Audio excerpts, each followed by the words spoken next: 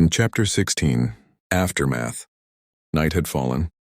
The wind blew softly through the empty streets, carrying with it a quiet tension. The only figures standing under the dim streetlights were Ryder, Zeke, and 5 other men. One of them was Zeke's former opponent. The rest were his opponent's friends, and among them was his brother. Zeke had no idea why they were here. He broke the silence. "What do you want to talk about?" he asked calmly. The brother stepped forward, pointing at his brother. "My brother here was your opponent," he said, his voice sharp. "But the way you disrespected him, that's unforgivable." Zeke sighed. "Dude, that wasn't personal." "Yeah, maybe it wasn't personal," the man replied. "But the disrespect was real. We've watched your fights. You're a good fighter, and you've never done something like that before. So why him?" He looked at Ryder. "Was it for him?"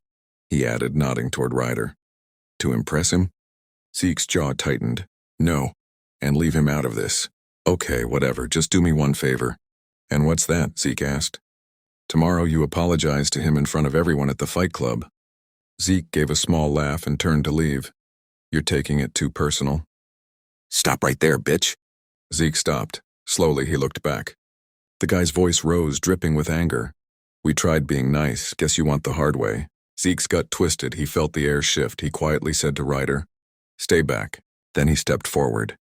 He didn't know it yet, but it was the biggest mistake of his life. One of them charged. Zeke slipped under and grappled him, slamming him to the ground. For a moment he thought he had control. Then a kick crashed across his face. Another guy. Zeke was a strong grappler, but grappling meant nothing in a 1v5. Boots and fists rained down on him. Ryder, seeing Zeke about to be crushed, lunged in and kicked one of them off. He wasn't a fighter. He just caught the man off guard. Zeke rolled away, shoving another off him. He got to his feet. "Thanks," he muttered to Ryder. Their opponents regrouped, fury in their eyes. "Charge together!" one of them shouted. "Get them both!" Zeke and Ryder's pride wouldn't let them run. They braced themselves as the wave came. The fight was chaotic. Zeke's fists cracked jaws. Ryder's elbow smashed into ribs. They ducked, dodged, countered, holding their ground, but they were still outnumbered. Then the others got desperate. Chains rattled. Brass knuckles flashed in the dim light. One of them pulled out a wrench. Zeke fought on, but Ryder fell. A brutal strike to the head, dropping him cold. Blood streaked the pavement as he lay motionless.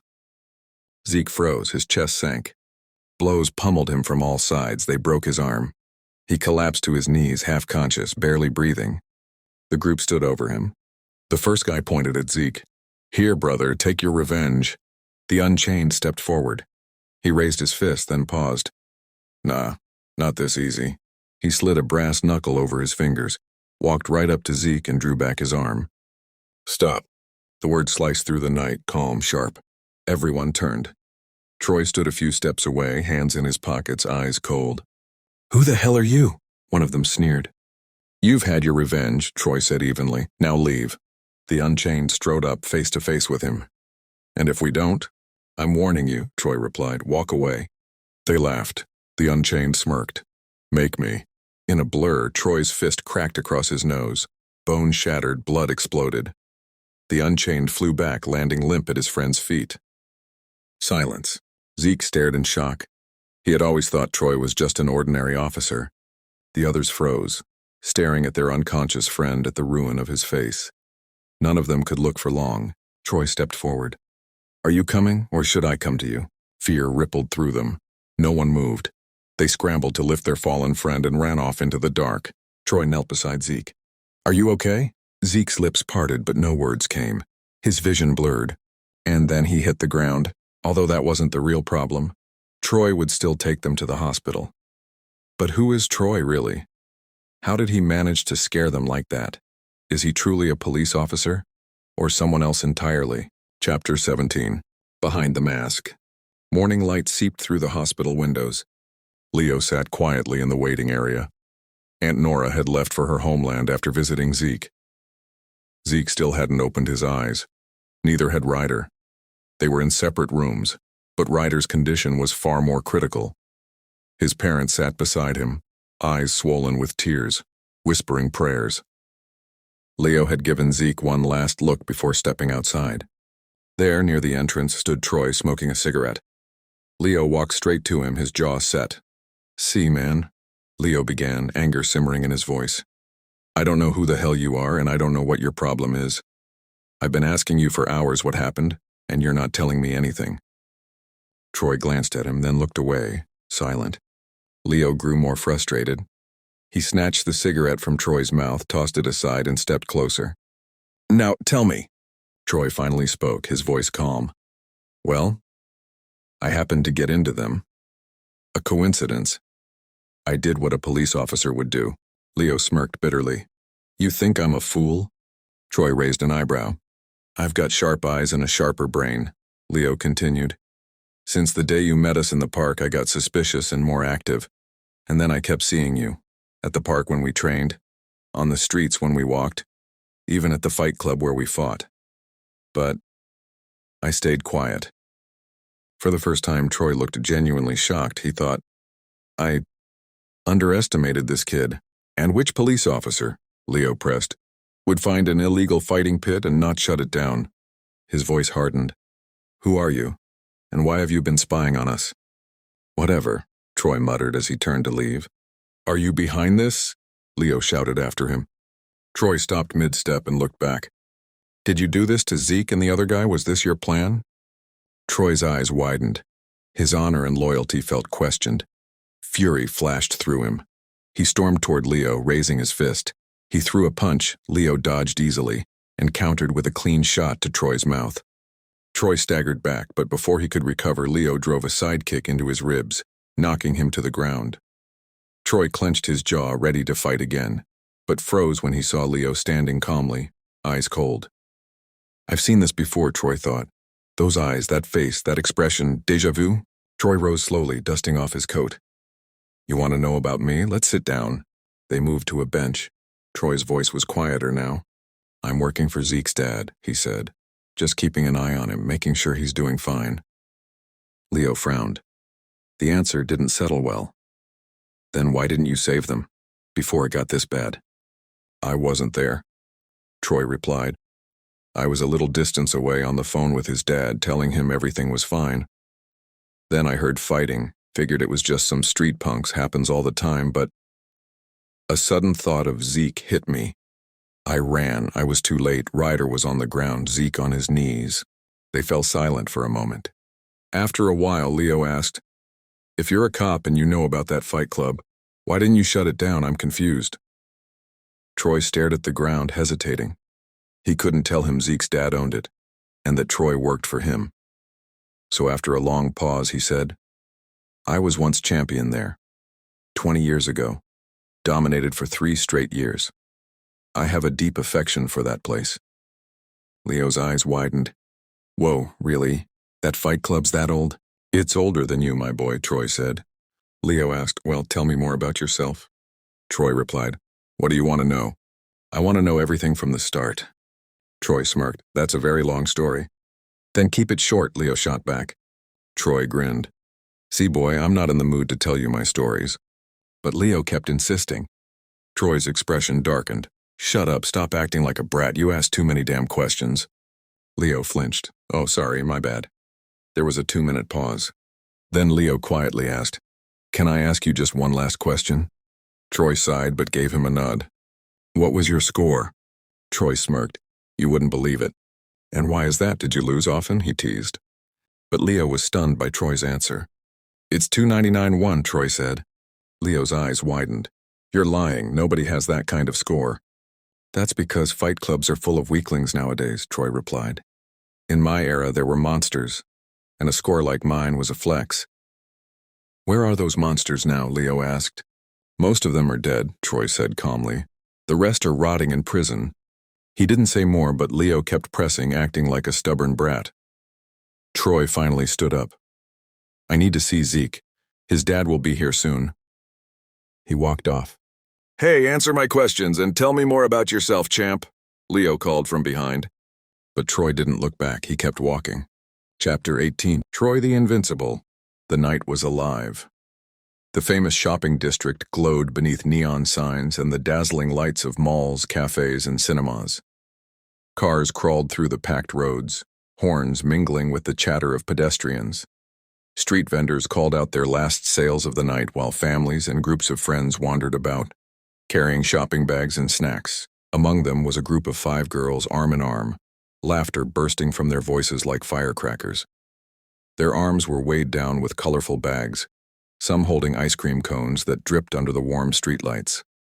They giggled at inside jokes, teased each other about which clothes suited who, and compared what they had bought. Every few steps, they stopped to pose for quick selfies, capturing memories against the glowing backdrop of the city. But time had its way of breaking such perfect moments. Eventually, the night began to wane and the friends had to part ways. With hugs and promises to meet again soon, they each scattered in different directions toward their homes. Mia, one of the girls, took a quieter route. Leaving behind the laughter and safety of the crowd, she entered the emptier streets that stretched further from the heart of the city. Her footsteps echoed softly as she walked, the warm light of the busy boulevard fading into dim street lamps and cold shadows. It was then she noticed them. A group of men stood near a wall, smoke curling from their cigarettes. Their eyes followed her, their gazes heavy, invasive. A chill spread down her spine.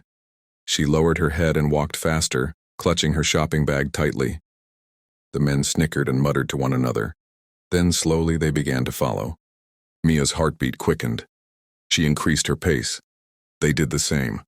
Her fast walk turned into a brisk jog, then into a full sprint. The sound of their footsteps behind her matched her desperation. She darted down the street, panic rising in her chest. At a distance, she saw a man standing under a lamppost. With tears in her eyes and her voice breaking, she screamed, "Help! Please help me!" She ran to him and ducked behind his back. The man stood tall, glaring at the approaching group of hoodlums. "What's your problem, suckers?" he barked. "Don't you have any damn work to do?" One of the men sneered. "Work? We're at work right now." The rest burst into laughter, their voices echoing off the empty buildings. Another stepped forward, grinning. "Now move away, man. We just want to have a little chat with the girl." The stranger's voice shifted, calm but cutting. "You should be ashamed on chasing after a beautiful lady who's alone at night." Then with a casual motion, he placed his arm around Mia. At first she thought he was protecting her, until his hand slid lower, brushing against her. Her eyes widened in horror. She shoved him away, shouting, "What are you doing?" The man leaned closer, his breath sour. "You should have kept running," he whispered. Her stomach dropped. He was one of them. The group closed in, their shadows swallowing her. Rough hands grabbed her arms. She struggled, kicked, clawed, but they were stronger. Tears spilled down her cheeks as one of them yanked away her purse. $10, that's it, he scoffed. Another smirked, his eyes glinting. "Who cares about money when we've got gold right here?" Their laughter roared in her ears. Their attention shifted entirely to her. Her cries for help pierced the silence, until a new voice thundered through the street. "Stop!" The hoodlums turned. A man in uniform approached, steps heavy and deliberate. His badge caught the faint light.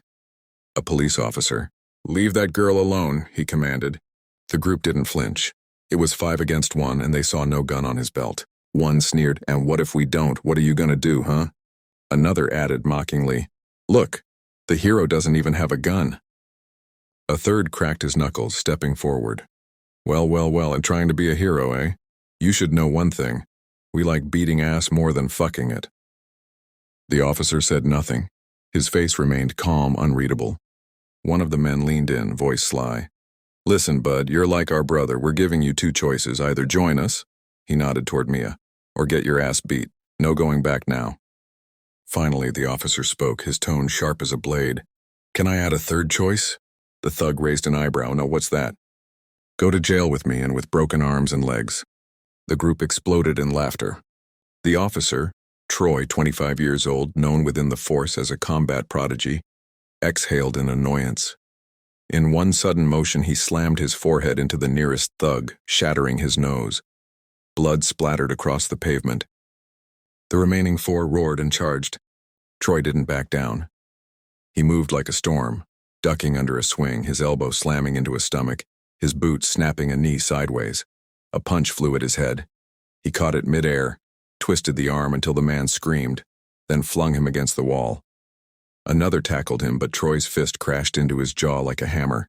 He spun, his kick sending the last one sprawling across the concrete. In less than a minute, 4 men lay groaning on the ground. The one with the broken nose was unconscious. Troy stood tall, breathing steadily, his eyes cold.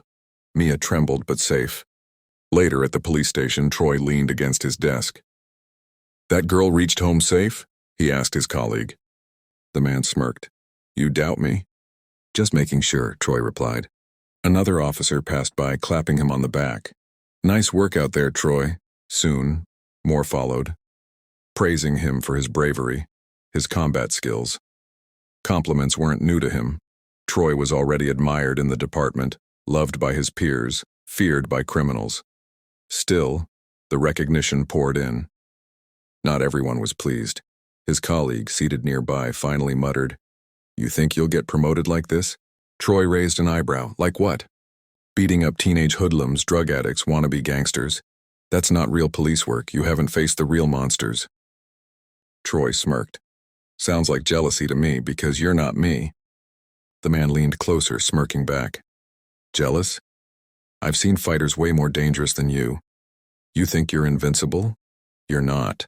Troy's pride flared. He refused to believe anyone was stronger. The colleague stood and said, "Come with me, I'll show you where you really stand." Troy chuckled. "Go out with you, how gay are you?" His colleague grinned. "Just follow me and you'll know your place." Hours later, they walked together through silent, empty roads. Troy asked, "Where the hell are you taking me?" "You'll see," the man replied. They reached an abandoned building. From the outside, it looked deserted. But as they descended into the basement, the sound hit Troy first, a thunder of cheers, shouts, and roars. Inside, a crowd of men circled a blood-stained ring. The air smelled of sweat, iron, and violence. 2 massive fighters traded brutal blows in the center, their bodies drenched in blood and rage. Troy froze, stunned. Each punch was devastating, each strike inhuman. For the first time, he realized he wasn't at their level. The next day, Troy sat in the station, head down, eyes empty, his ego shattered. His colleague approached. "So, Troy, what did you think of last night? That fighter was a beast, wasn't he?" Troy stayed silent. "Hey, are you all right?" his colleague asked, shaking his shoulder. "Just leave me alone," Troy muttered. The man sighed. "I get it, your ego's hurt, but that's the law of the world. Every dad has a dad." As he walked away, Troy clenched his fists. "Every dad has a dad, huh?" he whispered to himself. "If that's true, then I'll be the forefather." From that day, Troy trained harder than ever. He returned to the fighting pit, not as a spectator but as a learner. Day after day, he absorbed new techniques, studied the brutal fighters, and rebuilt himself. Weeks passed. His first fight came, and he destroyed his opponent. The victory lit a fire inside him. Soon he fought daily, improving with every battle. Wounds became fewer, victories stacked. Fighting became his daily routine. He never lost. His colleague warned him, "Stop this, Troy. If the seniors find out, you'll lose your job." But Troy only smirked. "If I ever lose a fight in that arena, I'll never step foot in it again." But deep down, he was also worried about his job and reputation, but he also couldn't stop fighting, so he made the same promise to himself. Time flew. His record climbed. 299 wins, 0 losses. The underground crowd chanted his name, the Invincible. Troy thought he could go on forever, until the day he met him. Alaric, only 24 but undefeated. 68 fights, 68 wins. His presence alone shook the pit. Although Alaric looked weaker than Troy, the moment he stepped into the ring, the crowd's energy shifted. Uncertainty filled the air as people hesitated over whom to bet on. It felt like a 50-50 chance, pure luck. Both fighters carried strong reputations, yet Troy still underestimated him, judging from his appearance. Troy glanced at him and scoffed at the man's smaller frame. "Well, I guess I'm not retiring today too," he muttered. The bell rang. Troy exploded forward, a blur of speed. But Alaric was faster. His body moved with perfect precision, a coil of muscle unleashing a devastating punch. His fist slammed into Troy's solar plexus. The impact stole Troy's breath. His knees buckled, his body crashed to the ground. Silence. Troy got up and sneered. "You're a tough guy, aren't you?" he charged. A wide hook came first. Alaric slipped it easily. Too easily. The trap snapped shut an instant later. Troy's uppercut crashed into Alaric's chin, snapping his head back and sending him stumbling. That's when the fight turned ugly. Troy dominated with his fists, hammering Alaric again and again. But in the chaos, Alaric noticed the flaw. No kicks. Troy was all hands. Troy stepped in to fire a heavy jab. Alaric chopped a kick into his quad. The impact stalled Troy mid-stride. Before he could reset, Alaric followed with a roundhouse to the neck. The world blurred. Balance vanished. Alaric stayed outside his range, shredding him with kick after kick. Enraged, Troy rushed in, arms wide, going for the clinch. His biggest mistake. Alaric seized his shoulders and drove a knee straight into his face. Bone cracked. Troy collapsed to the ground, finished. Then the referee raised Alaric's hand. Troy had lost, and with that he kept his word. He never stepped into the fight club again. The day I'm beaten is the day I retire. That was my oath. Chapter 19, The Last Embrace. It was exactly 12:04 p.m. Noon, the still and heavy hour when the day's silence deepens and the sun stands high in the sky. The hospital carried its own hush, a cold, sterile calm broken only by the faint beeping of machines and the occasional echo of hurried footsteps in the hallway. Inside one of the rooms, Leo sat quietly near the bed where Zeke lay unconscious. Wires attached, chest rising and falling with fragile rhythm. Leo's expression was a storm beneath still waters, eyes fixed on his friend's pale face. After a moment, he pushed himself up and walked toward the washroom, leaving the room empty except for Zeke's silent figure. Out in the hallway, Troy sat on a bench, elbows resting on his knees, waiting. His gaze was locked on the polished floor tiles, mind heavy with thoughts. He didn't look up until he heard the faint echo of footsteps. Zeke's father entered, tall, composed, his face unreadable but his eyes betraying years of sternness and suppressed emotions. Beside him walked his wife, Zeke's stepmother. Her hands folded in front of her voice silent, but her presence steady. Their younger son trailed slightly behind, carrying a small bag. Their arrival was calm, almost ceremonial, as though the hospital air had demanded they slow down. When they reached Troy, he immediately stood. "Sir," Troy greeted, his voice respectful, and gave a small nod. Zeke's father returned the nod, then motioned with a hand for Troy to follow. Together they entered Zeke's room, unaware that Leo had stepped out just moments before. Inside, the father moved closer to the bed, his heavy footsteps softening as he approached his unconscious son.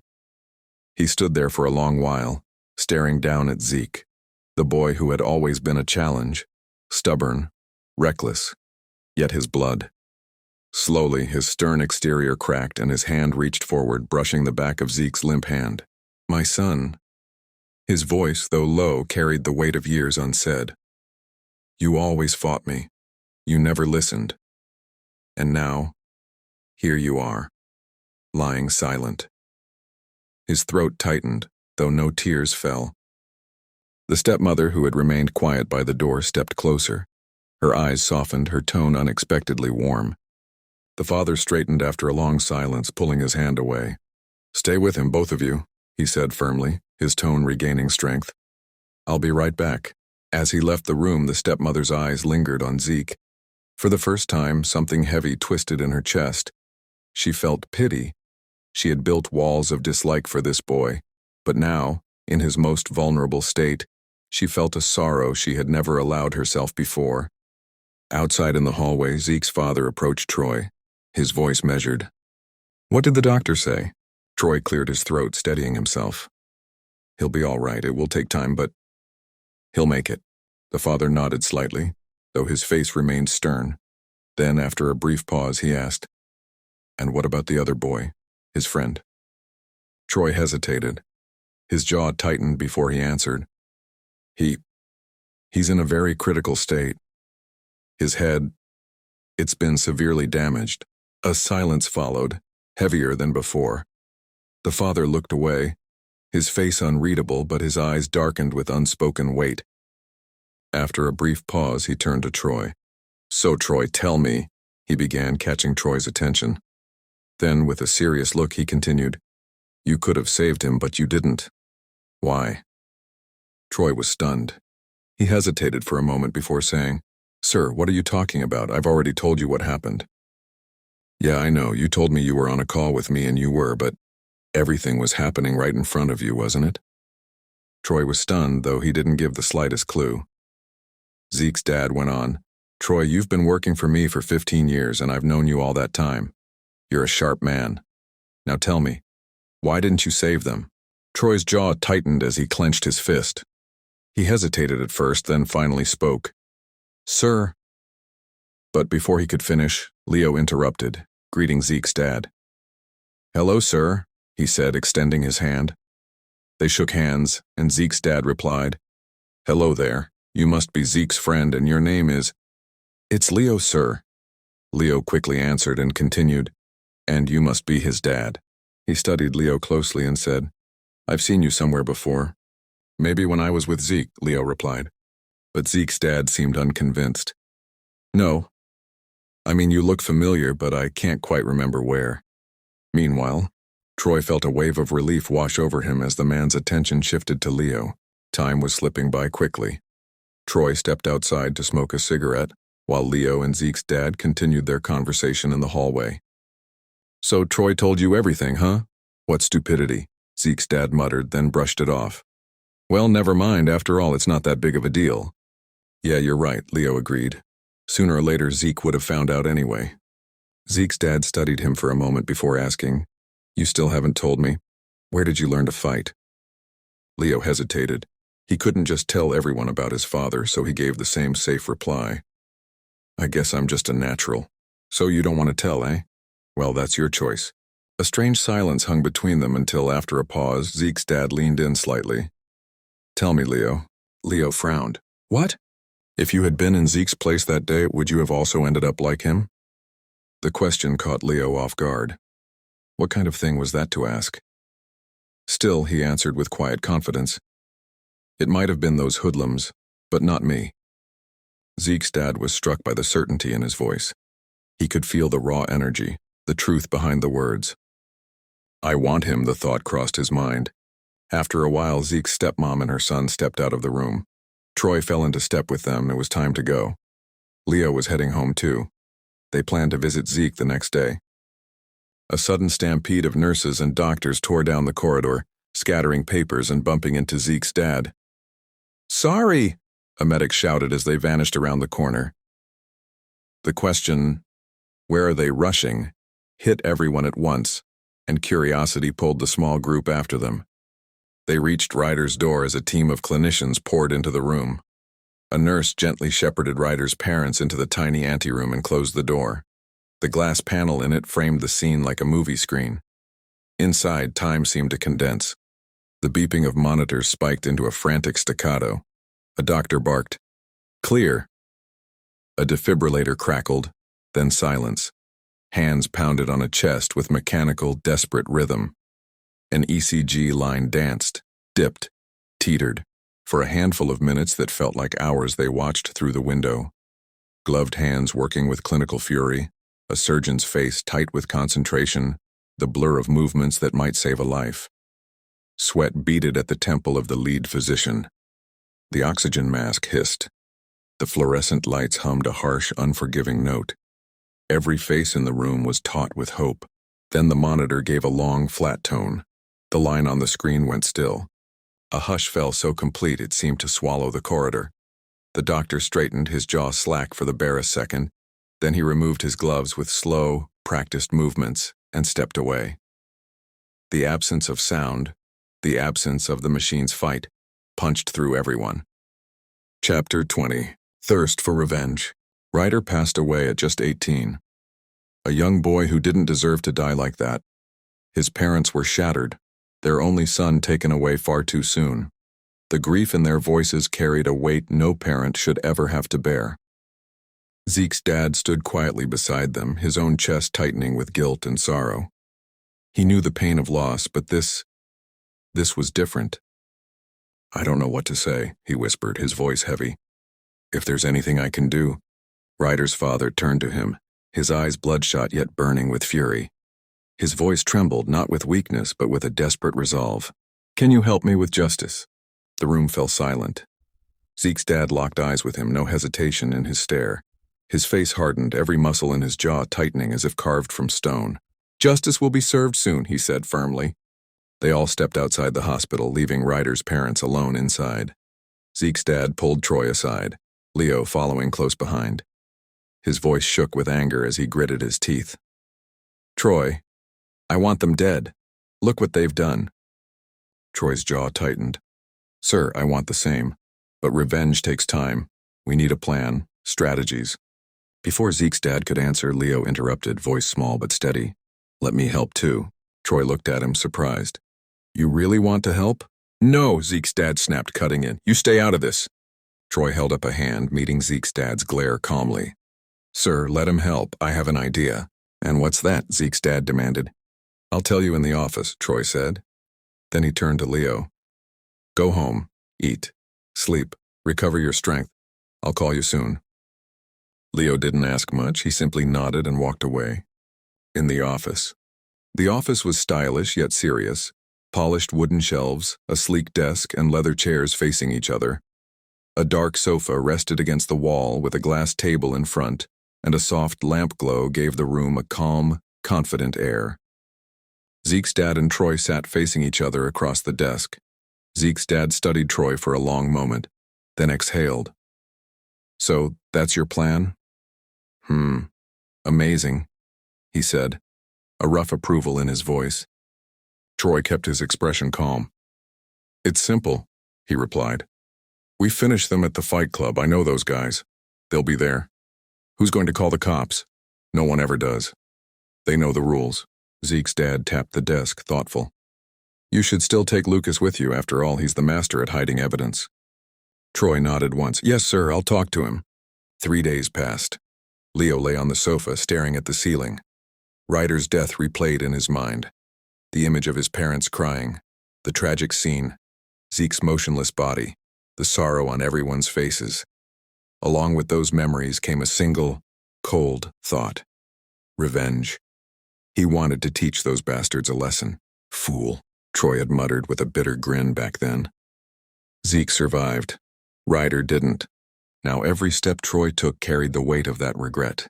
The doorbell rang, pulling Leo out of his thoughts. He pushed himself off the sofa and walked to the door. When he opened it, Troy was standing there, his face set, his tone sharp. "Let's go," Troy said flatly. Leo didn't ask where, he already knew. "Why the sudden change of outfit?" Leo asked, eyeing him suspiciously. "It's part of the plan," Troy replied flatly. Leo smirked. "You look odd." Troy's eyes narrowed. "Just shut up." On their way, Leo broke the silence. "So, what's the plan?"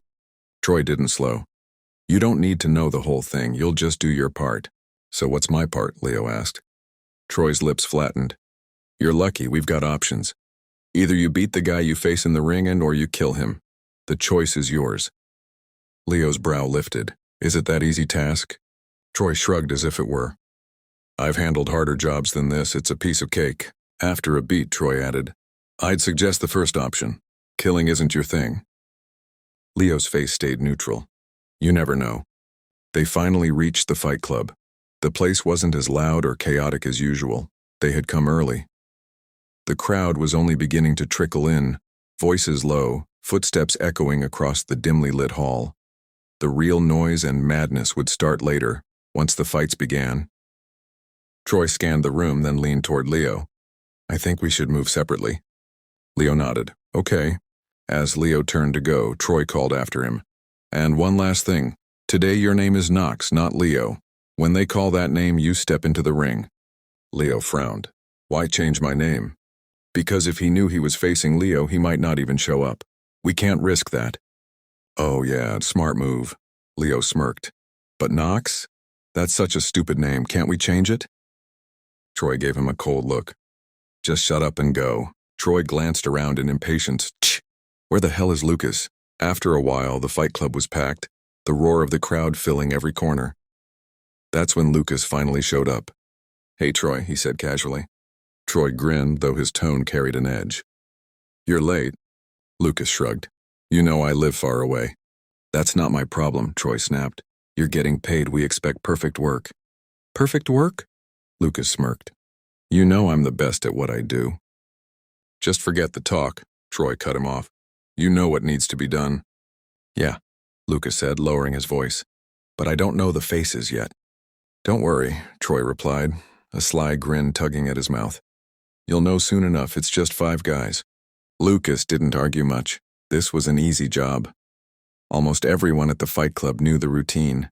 Injured or dead fighters were taken from a narrow street that ran straight from the club and took the first left. No CCTV, no witnesses, just a silent, dark road. Troy knew they'd use that route after the fight. He planned to finish them there. Now came the real moment. The commentator's voice boomed through the arena. The first fighter, Mammoth. Troy's eyes scanned the ring. The fighter was massive, tall and broad, built with more solid bulk than muscle. He radiated power, the kind that promised bone-crushing strength. He's the one, Troy said to Lucas, nodding toward the ring. Then he pointed toward a small group nearby. Look at his gang. 4 of them, plus him. 5 in total. Lucas squinted. Are you sure these are the ones? Troy's finger settled on a guy in the group with a thick bandage across his nose. Look at that guy. Lucas's eyes widened. Damn, you did that? Troy gave a small, almost smug nod. Lucas shook his head, impressed. Now I see why you were so sure. Mammoth wasn't just a fighter. He was one of their own, practically family. Cousins who had somehow stumbled into the fight club circuit. Though he wasn't overly muscular, his solid bulk and ruthless love for crushing bones earned him the name Mammoth. The commentator's voice cut through the roar of the crowd again. Next fighter, Knox. Lucas muttered, shaking his head. Knox? What a stupid name. Troy put a hand on his shoulder. Stay here, Lucas. I'm going to do my part now. Lucas nodded, watching as Troy strode toward the ring. Troy slipped up behind Leo, resting his hands briefly on his shoulders. In a low, urgent whisper, he said, He's the one.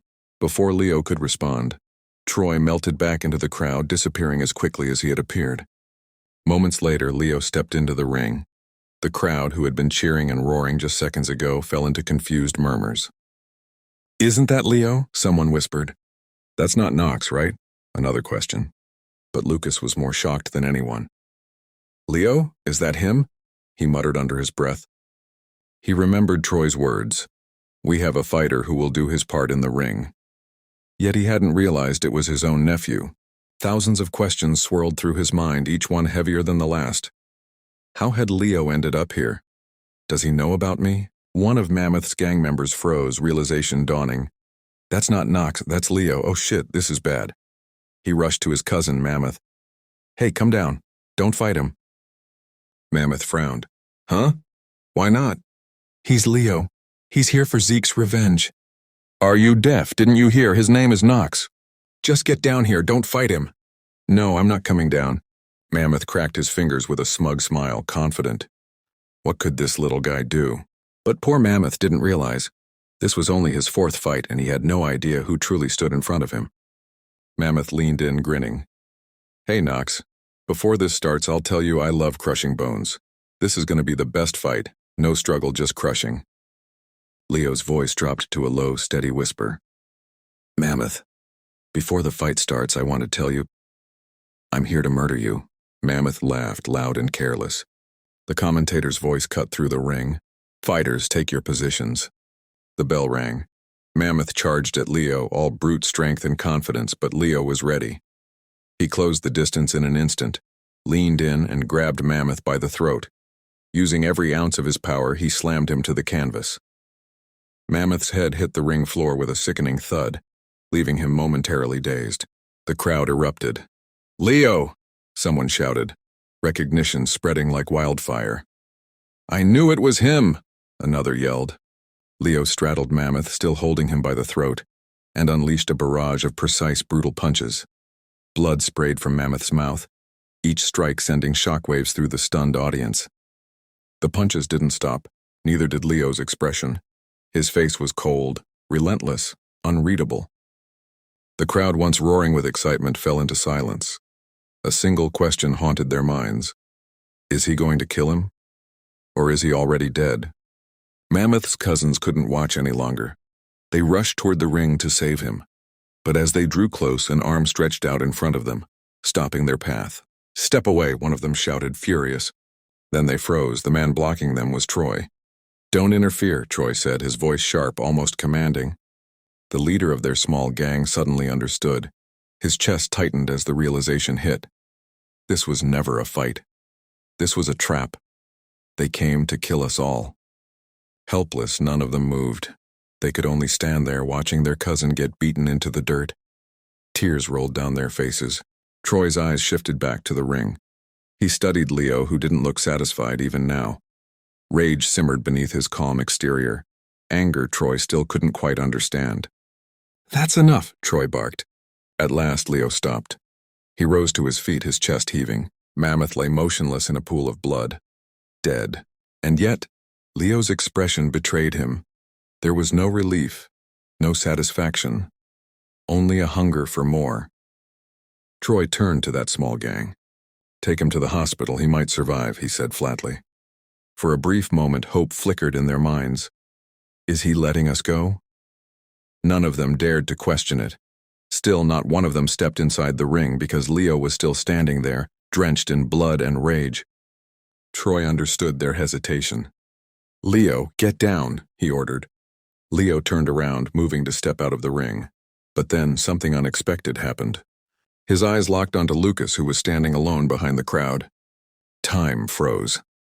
Leo's breath hitched, his chest rising with sudden fury. His wide, burning eyes locked with the man he despised most. The veins on his bald head pulsed, and in that instant, memories flooded back. Old wounds, old hatred, his uncle. Lucas froze under his nephew's glare, terror creeping across his face.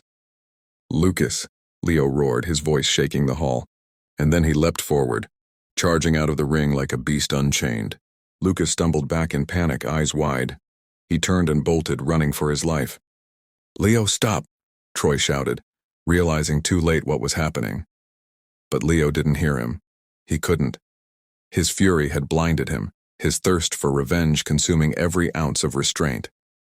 Next chapter's dropping soon. Subscribe so you won't miss it.